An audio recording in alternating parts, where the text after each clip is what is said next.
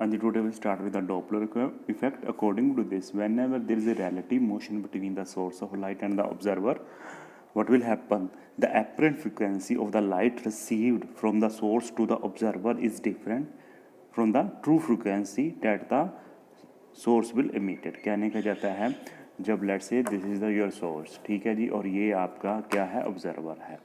जब इन दोनों के बीच में रिलेटिव मोशन होगा, जब रिलेटिव मोशन का मतलब either one of them is stationary और one of them is like एक स्टेशनरी है लेट्स से सोर्स, दूसरा मूव कर रहा है, दोनों में से कोई भी, और जहाँ एक मूव कर रहा है और दूसरा भी मूव कर रहा है बट दोनों के मूव करने की स्पीड क्या डिफरेंट होगी, तो जो फ्रिक्वेंसी हमारा ये ऑब्जर्वर रिसीव करेगा that will going to change. ठीक है जी, ये कितनी फ्रिक्वेंसी छोड़ रहा है लेट्स से डेट इज न्यू वन, तो ये जो फ्रिक्वेंसी रिसीव करेगा that is a different, that is a new dash.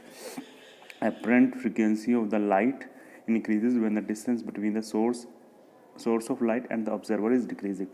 ये आपका सोर्स है, ये ऑब्जर्वर है, अगर इन दोनों के बीच का डिस्टेंस अगर आपका डिक्रीज होगा तो जो frequency received by the observer will be increase and the vice versa. अगर दोनों में से कोई भी एक दूसरे से मूव करने की कोशिश कर रहा है, दूर जा रहे हैं, so what will be the apparent frequency that received by this observer will decrease, that is your vice versa। apparent frequency that is the nu dash and the true frequency is the nu, that is the nu dash minus nu, that is the change in frequency, that's a delta nu denoted by equation number 1।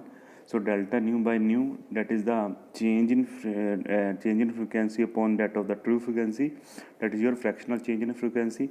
v either source और the observer velocity, दोनों में से जो भी motion में है उसकी velocity होगी। ठीक है जी, this is the equation, this is the relation between del nu upon nu is equal to v by c plus minus.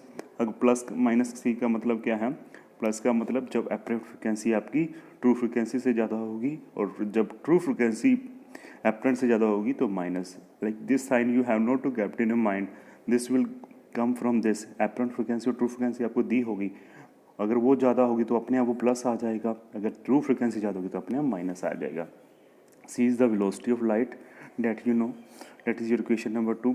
तो हमें पता है डेट फ्रिक्वेंसी और वेवलेंथ में रिलेशन क्या होता है, this is the nu is equal to c lambda. So we convert this equation in the term of that wavelength minus plus delta lambda by lambda is equal to v by c. ठीक है जी, this is your equation number 4। After that, like delta nu is equal to positive when source and observer move from each other।